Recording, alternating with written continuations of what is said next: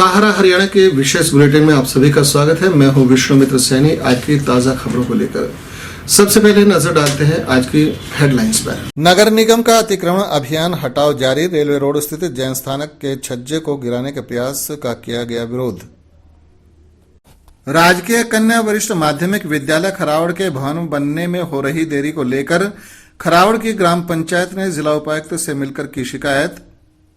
ईमानदार खेमका से डरी बेईमान सरकार, बोले नवीन जय हिंद, हम अशोक खेमका के साथ हैं।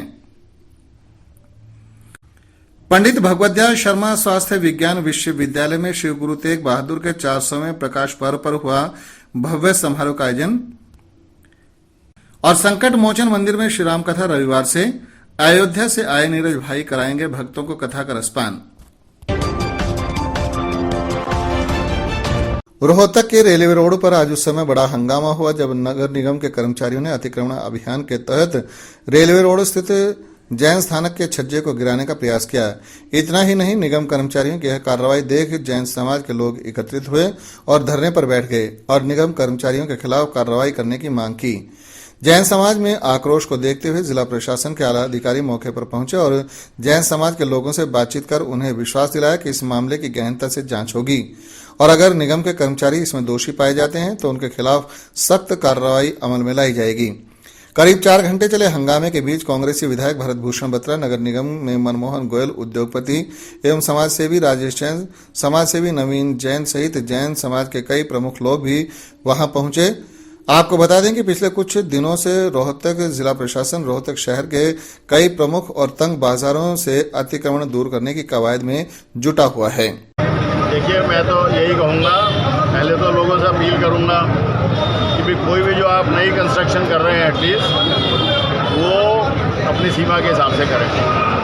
अगर आपके पास अप्रूवल है तो कंस्ट्रक्शन करिए। अब जो कंस्ट्रक्शन या तो बहुत पुरानी है या अब जो हो गई है, अब गवर्नमेंट ये कहती है भी हम तोड़ेंगे, तो तोड़ने से पहले आप उन लोगों को पहले बुला लीजिए कि भाई या तो आप अपने आप से इसको तोड़ लीजिए या हम आगे करेंगे। और स्पेशली जो धार्मिक प्लेसेस हैं तो उसके लिए तो एक बार जब तक सहमति ना हो जाए तो समिति की और प्रशासन की, मैं कहूँगा कि वो सेंसिटिव मामला है, उसमें एकदम से ऐसे एक्शन नहीं लेना चाहिए। तो एडमिनिस्ट्रेशन अगर ये कहे भी हमें नहीं पता था कि वो धार्मिक प्लेस है, तो यही लोग कह देते हैं भी हमें नहीं पता था कि हमने एंक्रोचमेंट कर रखी है। तो लॉ उनको भी पता होना चाहिए कि भाई हम धार्मिक प्लेस में जाने से पहले एक बार उनको बताएं और करके बात आपस में सहमति से कोई एक्शन लें। जैन स्थानक पर जाकर हमला किया जाए, उनको खुद नहीं पता कि ये किसके ऑर्डर से आए हैं। मुझे यहाँ सीधी सीधी राजनीति दिख रही थी, जो मैंने यहाँ पर प्रूफ भी कर दी। कांग्रेसी नेता ने यहाँ पर आकर सीधा ये सवाल किया कि एंक्रोचमेंट तो जैन स्थानक के अंदर हो रहा है, तुम रोहतक की क्या बात कर रहे हो? अरे जैन क्या धर्म के केंद्र भी एंक्रोचमेंट होगा? एसडीएम सर कहते हैं, डीसी सर कहते हैं हम एंक्रोचमेंट वहाँ हटाएंगे जहाँ पर आवागमन में दिक्कत होती है। क्या छज्जे से लोग आवागमन में दिक्कत होती है? अगर कार्रवाई करनी ही थी तो किला रोड के दुकानों के आगे के फुटपाथ तोड़ते। अगर कार्रवाई सुचारू रूप से करनी थी, समान भावना से करनी थी, तो किला रोड के बाहर मस्जिद बनी हुई है उसको तोड़ के दिखाते, तब हम मानते कि प्रशासन वाकई इस मानता का पक्षपात कर रहा है। बिल्कुल ये सच है। जैन स्थानक के बाहर ताला लगा हुआ था। ये चोरों की तरह जैन धर्मशाला में ऊपर से गए हैं, स्थानक के गुल्लक को इन्होंने चुराया है। हम तो चोर ही कहेंगे। इनके ऊपर अब 2 केस बनते हैं बिना नोटिस के। हमारे जैन स्थानक पर हमारे आस्था के केंद्र में प्रहार किया। दूसरा, चोरों की तरह आकर हमारे गुल्लक को ये चुरा के लेके गए हैं। बाद में मशीनें भी चुरा के लेके गए हैं। कितने बजे की कार्रवाई है जी? नहीं, चोरी भी खुद कर रहे हैं, ऊपर से पैसे भी हमसे मांग रहे हैं। जैसा कि अभी कुछ एक ये विषय आया था कि यहाँ रेलवे रोड पर है जैन स्थानक, वहाँ पर नगर निगम के कर्मचारियों के द्वारा तोड़फोड़ की गई है।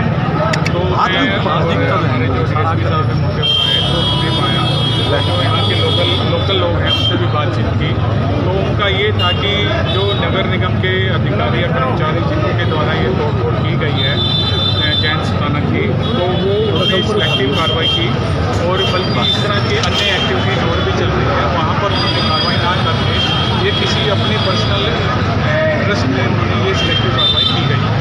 तो उसके विषय में हमने सभी को ये बताया कि अगर कोई इस तरह की कार्रवाई नगर निगम के कर्मचारी या अधिकारी के द्वारा की गई है और वो अगर कोई हमें ये पाया गया कि वो इलीगल उन्होंने एक्ट कर दिया तो हम उसमें हेजिटेट नहीं करेंगे, उस अधिकारी या कर्मचारी के खिलाफ एक्शन लेंगे।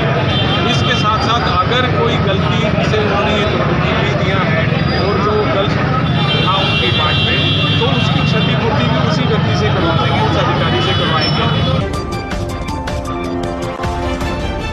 प्रजातंत्र में स्वास्थ्य और शिक्षा जनता के लिए सरकार की प्रथम प्राथमिकताएं होती हैं, लेकिन देखने में आ रहा है कि सरकार का ध्यान शिक्षा की तरफ बहुत कम है। निकटवर्ती गांव खरावड़ में 4 वर्ष पूर्व राजकीय कन्या वरिष्ठ माध्यमिक विद्यालय की बिल्डिंग कंडम होने के चलते नीलाम कर खुर्द-बुर्द कर दी गई थी। विभाग की तरफ से ये आश्वासन मिला था कि जल्द ही बेटियों का नया स्कूल भवन बनकर तैयार हो जाएगा, लेकिन 4 वर्ष बीतने के बाद भी आज तक नए स्कूल भवन की नींव भी नहीं रखी गई है। ग्राम पंचायत मुख्यमंत्री सहित कई मंत्रियों और अधिकारियों से मिल चुकी है, लेकिन आश्वासन के अतिरिक्त उन्हें अभी तक कुछ हासिल नहीं हुआ है। नवंबर 2021 में आरटीआई के माध्यम से स्कूल भवन निर्माण की पोजीशन पूछी गई थी, तो उस समय शिक्षा विभाग ने सूचित किया था कि टेंडर हो चुका है और जनवरी 2022 में स्कूल भवन का निर्माण कार्य शुरू हो जाएगा। लेकिन अप्रैल का महीना समाप्त होने जा रहा है, आगे वर्षा ऋतु आने वाली है। इन सब बातों को ध्यान में रखते हुए 21 अप्रैल को ग्राम पंचायत सरपंच विजेंद्र मलिक के साथ रोहतक के उपायुक्त कैप्टन मनोज कुमार से मिली। पंचायत ने जिला उपायुक्त से बेटियों की शिक्षा में आ रही रुकावटों के बारे में सभी बातें बताईं। इस पर उपायुक्त कैप्टन मनोज कुमार ने संबंधित अधिकारियों से बातचीत कर बताया कि वे डायरेक्टर ऑफ एजुकेशन से इस बारे में बात करेंगे और शीघ्र भवन निर्माण कार्य शुरू करवाया जाएगा। उन्होंने बताया कि 1 सप्ताह पहले एक डीओ पत्र विभाग के पास भेजा जा चुका है। आशा है स्कूल भवन निर्माण का कार्य निकट भविष्य में शुरू हो जाएगा। पंचायत प्रतिनिधि मंडल में सरपंच विजेंद्र मलिक, कैप्टन जगबीर मलिक, राजवीर सिंह, समाज सेवक पंच बाली, पंच राजवीर, पंच रोशनी देवी और पंच बबली देवी मुख्य रूप से उपस्थित रहे। 12 साल पुराने केस में अशोक खेमका जी के ऊपर एफआईआर की गई, जिस पर नवीन जयहिंद ने बताया कि अशोक खेमका एक ईमानदार ऑफिसर हैं। उन्होंने अपनी पूरी जिंदगी में कभी किसी प्रकार का कोई घोटाला नहीं किया है, ये कहना है नवीन जयहिंद का। वे शुक्रवार को रोहतक में पत्रकारों से बातचीत कर रहे थे। नवीन जयहिंद ने बताया कि अशोक खेमका का अब तक 56 बार तबादला हो चुका है और वो एक ईमानदार ऑफिसर हैं। उन्होंने चाहे किसी भी सरकार के समय अपनी ड्यूटी की हो, वो भ्रष्टाचार को उजागर करते रहे हैं। जयहिंद ने पत्रकारों से बातचीत करते हुए कहा, हरियाणा पुलिस की जो जांच थी, उस जांच के अंदर हरियाणा पुलिस ने डीसीपी की रिपोर्ट ने उनको क्लीन चिट दे दी थी। 5वीं बात। 6ठी बात, जो लोकायुक्त की जो रिपोर्ट थी, लोकायुक्त ने भी उनको पूरी तरह से क्लीन चिट दे दी थी। 7वीं बात। फिर आ जाते हो कि वो जो अपॉइंटमेंट है, उस अपॉइंटमेंट के ऊपर की वो जो अपॉइंटमेंट करी गई थी, उस अपॉइंटमेंट कमेटी के अंदर 5 लोग थे। रोशनलाल सैनी, अशोक यादव, कुसुम और एक कोई सूद साहब थे। ये 5 लोग थे और अशोक खेमका भी जी उसमें थे। तो ये तो एक बोर्ड था, एक कमेटी बैठी थी, उस कमेटी ने अपॉइंट किया था उनको। तो इसमें अशोक खेमका कहां से आ गया? तो अब सवाल आता है कि क्यों फंसाया जा रहा है। मैं बताता हूं।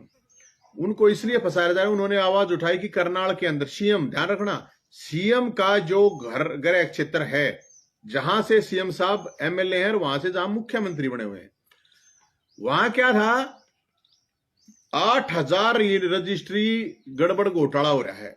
हरियाणा के अंदर रेवेन्यू डिपार्टमेंट के अंदर हजारों करोड़ का घोटाला हो रहा है। ये अकेले करनाल की बात मैं आपको बता रहा हूं।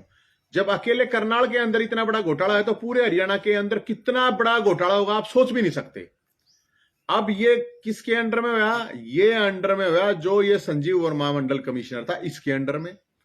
अब हम ये कह रहे हैं मुख्यमंत्री, एक बार इस मंडल कमिश्नर की एक बार संपत्ति की जांच कराओ, पता चल जाएगा। और जो बीजेपी उस टाइम पे कहती थी, तो आज अशोक खेमका को तो सीएम कैंप में होना चाहिए था, सीएम हाउस का ऑफिसर होना चाहिए था। इस अशोक खेमका जी को मैं आपको बताऊं, इसका अब तक 56 बार तबादला हो चुका है। आप समझ सकते हो, चोरों चक्कों का, अफसरों का कभी ऐसे तबादला नहीं होता। जो के कह रहे उसने दूध गीवा के कह रहे हैं, पूत जो कुछ इस टाइप के आ रहे हैं ना, जो कमा के लाकर दिया रहा, कहने का मतलब ये है उनको सरकार कमाऊ पूत तो है नहीं अशोक खेमका जी। ये जहां जाते हैं वहां पे गड़बड़ घोटाले हम न पकड़ लेते हैं। वो सरकार को और अफसरों को ये ठीक नहीं लगता। अब ये है मर्द ऑफिसर, मुर्दा ऑफिसर नहीं है, ये मर्द ऑफिसर है। अब सरकार के अंदर रहते हुए अपनी ड्यूटी अच्छी तरह करते हुए मैं आपको बताऊं कि वो ड्यूटी जिस तरह से करें उस तरह की अगर ड्यूटी इंडिया के, अपने देश के, हरियाणा के अगर ऑफिसर करने लग जाए तो भाई साहब करप्शन अपने आप ही खत्म हो जाएगा। पंडित भगवत दयाल शर्मा स्वास्थ्य विज्ञान विश्वविद्यालय में शुक्रवार को श्री गुरु तेग बहादुर के 400वें प्रकाश पर्व पर भव्य समारोह का आयोजन किया गया। इस अवसर पर मुख्य अतिथि के तौर पर कुलपति डॉक्टर अनीता सक्सेना उपस्थित हुई। इस अवसर पर गुरु तेग बहादुर की जीवनी पर एक डॉक्यूमेंट्री दिखाई गई और विद्यार्थियों ने कविताएं भी सुनाई। मंच का संचालन डॉक्टर हरनीत सिंह ने किया। इस अवसर पर उपस्थित विद्यार्थियों व कर्मचारियों को संबोधित करते हुए कुलपति डॉक्टर अनीता सक्सेना ने कहा कि हमें पता होना चाहिए कि आज ये दिवस हम क्यों मना रहे हैं। हमें श्री गुरु तेग बहादुर जी के जीवन से प्रेरणा लेनी चाहिए। डॉक्टर अनीता सक्सेना ने कहा कि हमें अपने साथ कुछ नहीं लेकर जाना है, इसलिए हमें लोगों की मदद करनी चाहिए। चिकित्सा जगत से जुड़े होने के चलते भगवान ने हमें ये मौका दिया है कि हम मानवता की सेवा कर सकें। उन्होंने कहा कि हमें खुद को चिंता मुक्त रखना चाहिए और जब हम घर जाएं तो अपने साथ कार्य की चिंता नहीं रखनी चाहिए।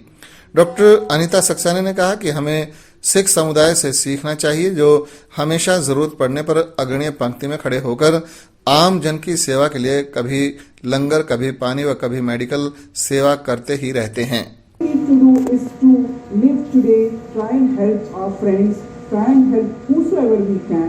And being in medical profession, I think it is even true, more true for us than for anybody else.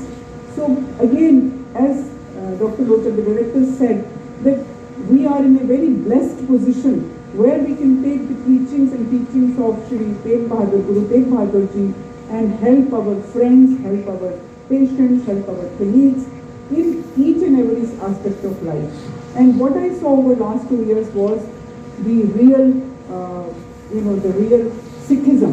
You must have heard about langars being organized for people who lost their jobs or who had nothing to eat. They couldn't go out, especially the poorer and the weaker section of our society. माता दरवाजा स्थित संकट मोचन मंदिर में ब्रह्मलीन गुरु मां साध्वी गायत्री के छठे निर्वाण दिवस के उपलक्ष्य में 9 दिवसीय श्री राम कथा रविवार 24 अप्रैल से सोमवार 2 मई तक होगी। अयोध्या से पधारे कथा व्यास नीरज भाई अवधपुरी के रघुनंदन मर्यादा पुरुषोत्तम श्री राम कथा का रसपान कराएंगे। गद्दी नशीन साध्वी मानेश्वरी देवी के प्रवचन होंगे। मंदिर को आकर्षित लाइटों और फूल मालाओं से सुसज्जित किया गया है। कार्यक्रम में श्री राम कथा से पूर्व कलश यात्रा निकलेगी। भजन संध्या, हवन, कन्या पूजन, ध्वजारोहण, भंडारा होगा। पंडित अशोक शर्मा विधि अनुसार मंत्रोच्चारण व गणपति पूजन करेंगे।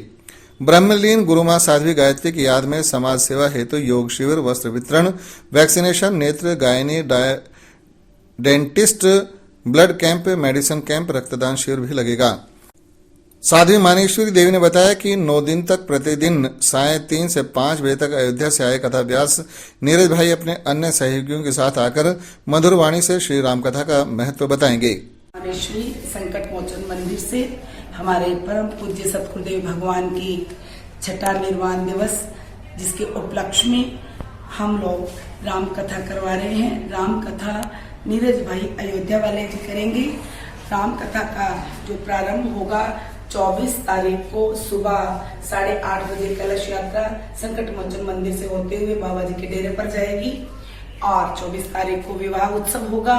2 मई को मंदिर में सुबह हवन होगा, उसके बाद ध्वजारोहण, फिर संतों का सम्मेलन और कथा प्रवचन, तत्पश्चात मंदिर में भंडारा होगा। और इसके साथ ही आज का ये विशेष बुलेटिन अब यही पर समाप्त होता है। अगले बुलेटिन में आपसे फिर मुलाकात होगी। तब तक के लिए नमस्कार।